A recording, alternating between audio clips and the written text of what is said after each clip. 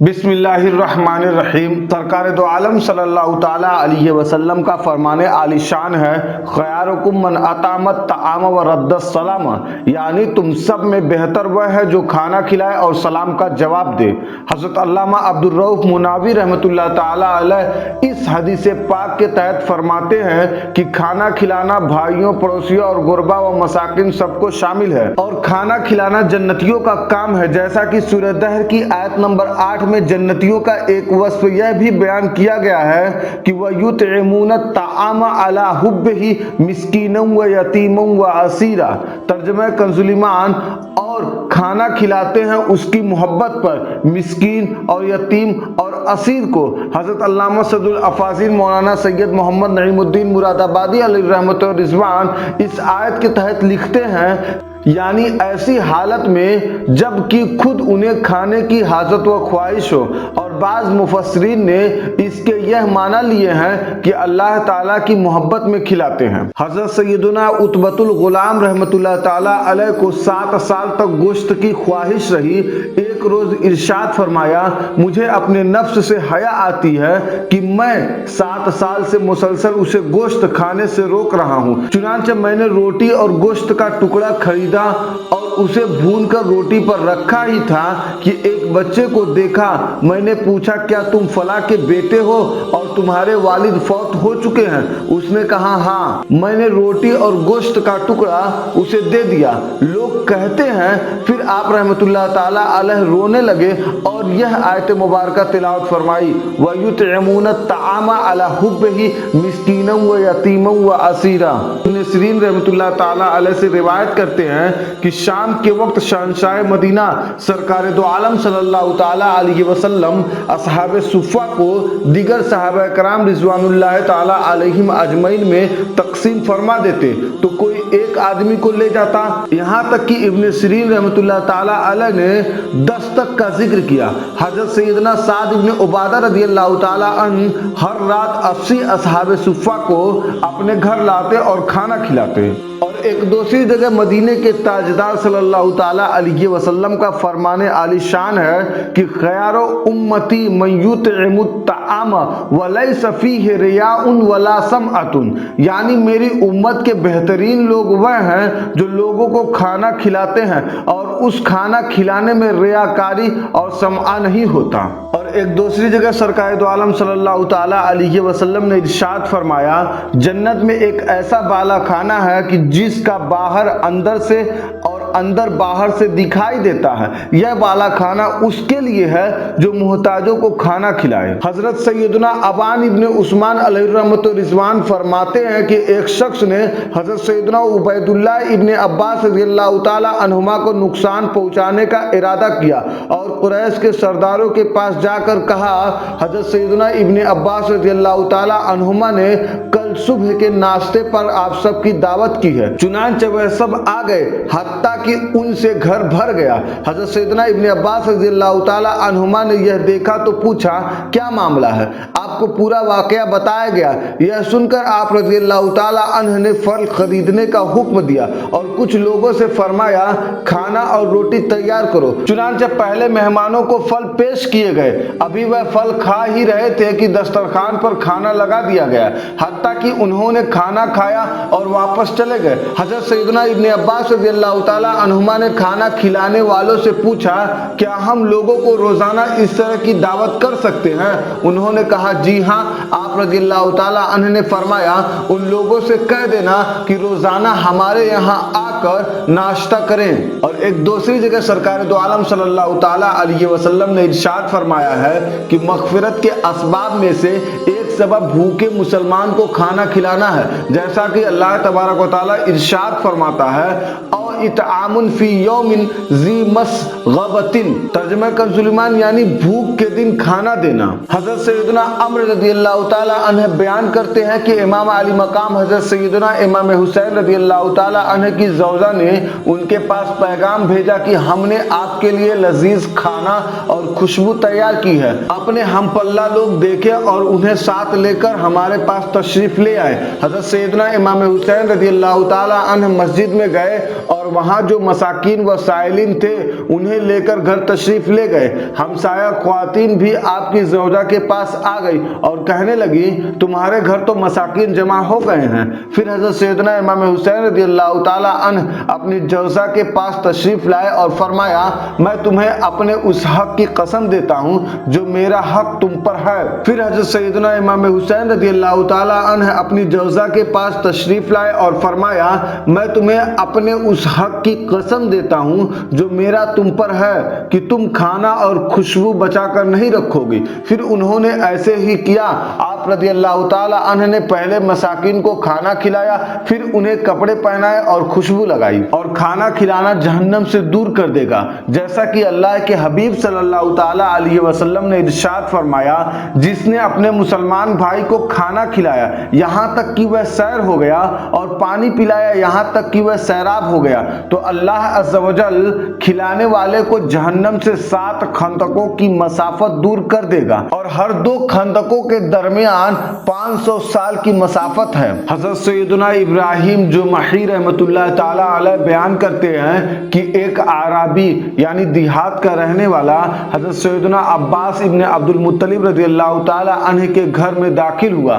آپ کے گھر کے ایک جانب حضرت سیدنا عبداللہ ابن عباس رضی اللہ تعالی عنہما فتویٰ دیا کرتے، ان سے جو بھی سوال کیا جاتا اس کا جواب دیتے، اور دوسری جانب حضرت سیدنا عبیداللہ ابن عباس رضی اللہ تعالی عنہما ہر آنے والے کو کھانا کھلاتے۔ یہ دیکھ کر اس اعرابی نے کہا جو دنیا اور آخرت کی بھلائی چاہتا ہے وہ حضرت سیدنا عباس ابن عبد المطلب رضی اللہ تعالی عنہما کے گھر ضرور آئے، کیونکہ یہ فتویٰ دیتے، لوگوں کو فقہ سکھاتے اور یہ کھانا کھلاتے ہیں۔ اور ایک دوسری جگہ سرکار دو عالم صلی اللہ تعالی علیہ وسلم نے کھانا کھلانے والوں کو جنت کی خوشخبری دی ہے، جیسا کہ حضرت سیدنا عبداللہ ابن سلام رضی اللہ تعالی عنہ نے ارشاد فرمایا پہلی بات جو میں نے رسول اللہ صلی اللہ تعالی علیہ وسلم سے سنی وہ یہ تھی کہ اے لوگوں سلام کو عام کرو، محتاجوں کو کھانا کھلایا کرو، اور رات کو جب لوگ سو رہے ہو تو نماز پڑھا کرو، سلامتی کے ساتھ جنت میں داخل ہو جاؤ گے۔ اور ایک دوسری جگہ نبیوں کے تاجور صلی اللہ تعالی علیہ وسلم نے ارشاد فرمایا بے شک اللہ عز و جل روٹی کے ایک لقمے اور کھجوروں کے ایک کھوشے اور اس جیسی دوسری چیزیں جو مساکین کے لیے نفع بخش ہوں کی وجہ سے 3 آدمیوں کو جنت میں داخل فرمائے گا۔ پہلا گھر کے مالک کو جس نے صدقے کا حکم دیا، دوسرا اس کی جوزہ کو جس نے وہ چیز درست کر کے دی، تیسرا اس خادم کو جس نے مسکین تک وہ صدقہ پہنچایا۔ ایک راہب اپنی عبادت گاہ میں 60 سال تک اللہ عز و جل کی عبادت کرتا رہا، پھر ایک عورت اس کے پاس آئی تو وہ اس کے پاس نیچے اتر آیا اور 6 راتیں اس کے ساتھ رہا۔ جب اسے اپنے اس عمل پر ندامت ہوئی تو وہ دوڑتا ہوا مسجد کی طرف آیا، وہاں اس نے دیکھا کہ 3 بھوکے شخص مسجد میں پناہ گزین ہیں، چنانچہ اس نے ایک روٹی توڑ کر آدھی دائیں طرف والے اور آدھی بائیں طرف والے کو دے دی۔ اس کے بعد اللہ عز و جل نے ملک الموت علیہ السلام کو بھیجا جنہوں نے اس راہب کی روح قبض کر لی۔ جب اس کی میزان کے ایک پلڑے میں 60 سال کی عبادت رکھی گئی اور دوسرے پلڑے میں 6 دن کے گناہ، تو وہ گناہ عبادت پر غالب آ گئے، لیکن جب روٹی رکھی گئی تو وہ ان گناہوں پر غالب آ گئی۔ حضرت سیدنا حسن بصری رحمۃ اللہ تعالی علیہ کا بیان ہے کہ ایک سائل نے لوگوں سے سوال کیا کہ اسے کچھ کھانا کھلا دے، لیکن انہوں نے نہ کھلایا۔ اللہ عز و جل نے موت کے فرشتے کو اس کی روح قبض کرنے کا حکم دیا، چنانچہ فرشتے نے اس فقیر کی روح قبض کر لی۔ جب مؤذن مسجد میں آیا تو اس فقیر کو مردہ حالت میں پایا، اس نے لوگوں کو خبر دی اور لوگوں نے چندہ کر کے اس کی تدفین کا انتظام کیا۔ مؤذن تدفین کے بعد مسجد میں آیا تو اس نے دیکھا کہ فقیر کو دیا گیا کفن محراب میں موجود ہے اور اس پر لکھا ہوا ہے یہ کفن تم لوگوں کو واپس کیا جاتا ہے، تم لوگ بہت بری قوم ہو۔ ایک फकीर ने तुमसे खाना मांगा तो तुम लोगों ने न खिलाए, यहाँ तक कि वह भूखा मर गया। जो शख्स हमारे अहबाब में शामिल हो हम उसे गैरों के हवाले नहीं किया करते। हज़रत सैयदना इमाम फखरुद्दीन राज़ी रहमतुल्लाह ताला अलैह से मनक़ूल है कि एक औरत जैतून का तेल लेकर एक बहुत बड़े सूफी बुजुर्ग की खिदमत में हाजिर हुई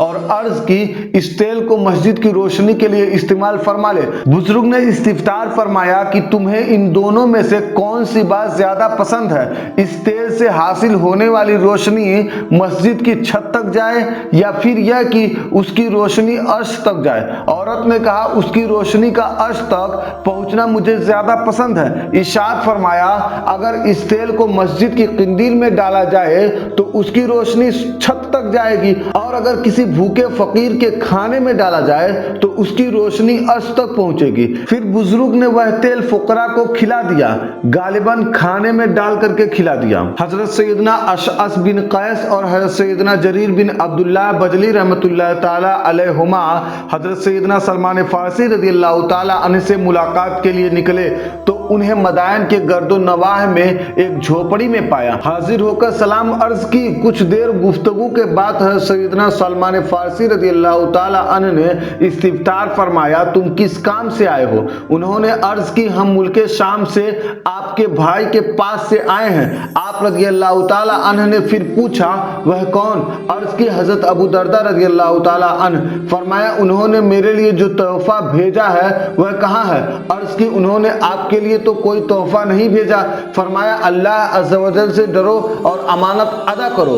जो शख्स भी उनके पास से आता है वह मेरे लिए उनका तोहफा लाता है। बोले, आप हम पर तोहमत न लगाएं, अगर आपको कोई जरूरत है तो हम उसे अपने माल से पूरा किए देते हैं। आप रज़ियल्लाहु ताला अन्हु ने फरमाया, मुझे तुम्हारे माल की कोई जरूरत नहीं, मुझे तो वह तोहफा चाहिए जो उन्होंने तुम्हारे हाथ से भेजा है। उन्होंने अर्ज की, अल्लाह अज़्ज़ा व जल की कसम, उन्होंने हमें कोई चीज देकर नहीं भेजा सिवाय इसके कि उन्होंने फरमाया, तुम में से एक ऐसा शख्स मौजूद है कि जब वह रसूलुल्लाह सल्लल्लाहु ताला अलैहि वसल्लम के हमराह होता था तो आपको किसी दूसरे की हाजत नहीं होती थी, लिहाजा जब तुम उनके पास जाओ तो मेरा सलाम कहना। हजरत सैयदना सलमान फारसी रज़ियल्लाहु ताला अन्हु ने फरमाया, यही तो वह तोहफा है जिसका मैं तुमसे मुतालबा कर रहा था, और एक मुसलमान के लिए सलाम से अफजल कौन सा तोहफा हो सकता है जो अच्छी दुआ है, अल्लाह अज़्ज़ा व जल की तरफ से बरकत वाली और पाकीज़ा है। कीमियाए सआदत में है कि सलाम में पहल करने वाले पर 90 रहमतें और जवाब देने वाले पर 10 रहमतें नाजिल होती हैं, और अस्सलामु अलैकुम कहने से 10 नेकियां मिलती है। साथ में वह रहमतुल्लाह भी कहेंगे तो 20 नेकियां हो जाएंगी, और वह बरकातहू शामिल करेंगे तो 30 नेकियां हो जाएंगी।